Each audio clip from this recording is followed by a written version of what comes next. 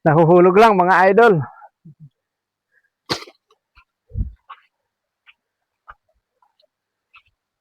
Yan yung ating titikman mamaya. Nakasakit yung sinira kong saging. Wow. Hinag na pala. Saan dyan, idol? Pwede bang matikman yan? Pwede na itong tikman, bro. Wow. So pipitasin natin yan. Unang patikim, mga idol. Para yan sa mga papunta at pauwi ng bundok. Wow, galing. Salamat sa iyo, Brad Asbok. May libreng pang merinda. Yummy.